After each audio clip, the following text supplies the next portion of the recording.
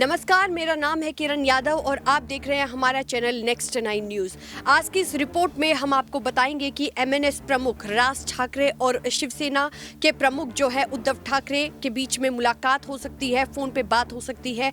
तमाम ऐसी चर्चाएं सामने आ रही है। राजनीतिक विश्लेषकों का कहना है कि राज ठाकरे जो कि एमएनएस के प्रमुख है वो उद्धव ठाकरे के साथ जा सकते हैं। ये राजनीतिक गलियारों में चर्चाएं खूब जोर पकड़ रही है।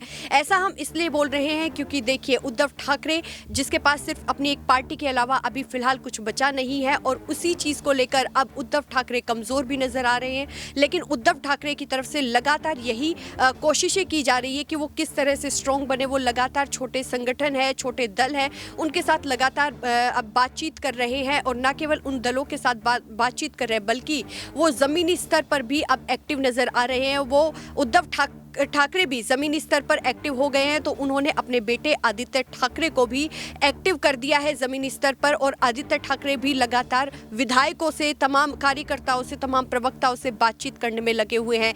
तो आज की इस रिपोर्ट में हम बात करने जा रहे हैं कि क्या एमएनएस के प्रमुख राज ठाकरे उद्धव ठाकरे के साथ जा सकते हैं कि नहीं, क्योंकि देखिए महाराष्ट्र की राजनीति में अभी फिलहाल तमाम ऐसे मुद्दे हैं जो गरमाए हुए हैं। बीएमसी चुनाव को लेकर खुद शिवसेना की जो बड़ी लड़ाई अभी चल रही है सुप्रीम कोर्ट में 27 सितंबर को लेकर, जो बड़ा फैसला आना है, सभी की नजरें टिकी हुई है। सभी तमाम जो असली शिव सैनिक है उनकी नजरें टिकी हुई है और खुद एकनाथ शिंदे और उद्धव ठाकरे की भी नजरें 27 सितंबर को जो सुप्रीम कोर्ट की तरफ से सुप्रीम फैसला आएगा उस पर टिकी हुई है। तो हमने ये तमाम मुद्दे बताए, दशहरा रैली, बीएमसी चुनाव और शिवसेना को लेकर जो महाराष्ट्र की राजनीति अभी गरमाई हुई है। लेकिन अभी एक और मुद्दा जो सामने आ रहा है वो यही है, जानकारों का मानना है कि राज ठाकरे उद्धव ठाकरे के साथ जा सकते हैं। ऐसा हम इसलिए बोल रहे हैं क्योंकि उद्धव ठाकरे अभी बहुत ही अकेले हैं, बहुत ही ज़्यादा कमज़ोर नज़र आ रहे हैं। लेकिन उनकी तरफ से कहा जा रहा है कि बूंद बूंद करके ही सागर बनता है। तो क्या उद्धव ठाकरे अब अपना सागर बनाने की अभी कोशिश कर रहे हैं? ये आने वाले समय में देखना होगा कि क्या वो कितना सागर बना पाए हैं, कितनी वो बूंदे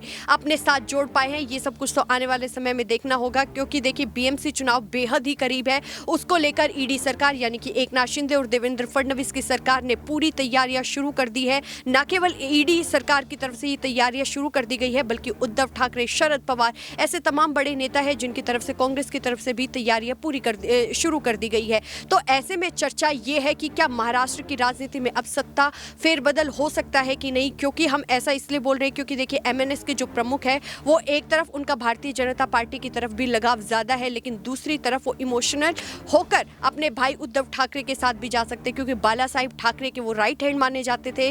राज ठाकरे और उद्धव ठाकरे तो खुद उनके बेटे थे। तो ऐसे में आने वाले समय में देखना बेहद ही दिलचस्प होगा कि क्या राज ठाकरे उद्धव ठाकरे के साथ जाएंगे कि फिर नहीं जाएंगे। क्योंकि अगर वो जो 40 बागी विधायक एकनाथ शिंदे के साथ गए थे, ऐसी चर्चाएं आ रही कि वो भी जा सकते हैं और ऐसी चर्चा ये भी है कि राज ठाकरे भी उद्धव ठाकरे का साथ दे सकते हैं। तो आने वाले समय में देखना दिलचस्प होगा कि क्या राज ठाकरे और उद्धव ठाकरे की बातचीत होती है या नहीं होती, और अगर होती है तो क्या फैसले, क्या जो राजनीति अभी गरमाई हुई है उसमें क्या नतीजे सामने आते हैं। फिलहाल के लिए इस रिपोर्ट में बस इतना ही, लेकिन देश और दुनिया से जुड़ी तमाम बड़ी खबरों के लिए देखते रहिए हमारा चैनल नेक्स्ट 9 न्यूज़। धन्यवाद। साथ ही हम आपको बताते चले कि महाराष्ट्र नवनिर्माण सेना के अध्यक्ष राज ठाकरे ने उद्धव ठाकरे पर भी जमकर हमला बोला। उन्होंने कहा कि जब 2019 के विधानसभा चुनाव के दौरान प्रधानमंत्री नरेंद्र मोदी और अमित शाह महाराष्ट्र में ही रैलियों के दौरान देवेंद्र फडणवीस को राज्य का मुख्यमंत्री बनाने की बात कर रहे थे, तब उद्धव ठाकरे कहां थे? उस वक्त वो खामोश आखिर क्यों थे?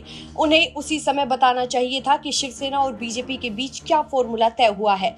चुनावी नतीजे आने के बाद इस तरह की बात करना जनता को बेवकूफ बनाना है। हम आपको लगातार बता रहे हैं कि किस तरह राज ठाकरे ने उद्धव ठाकरे पर हमला किया और अब ऐसे में आने वाले समय में देखना दिलचस्प होगा कि क्या उद्धव ठाकरे अब राज ठाकरे को इस बात को लेकर फोन कर सकते हैं, क्या वो मजबूर हो सकते हैं इस चीज को लेकर उद्धव ठाकरे से बातचीत करने के लिए।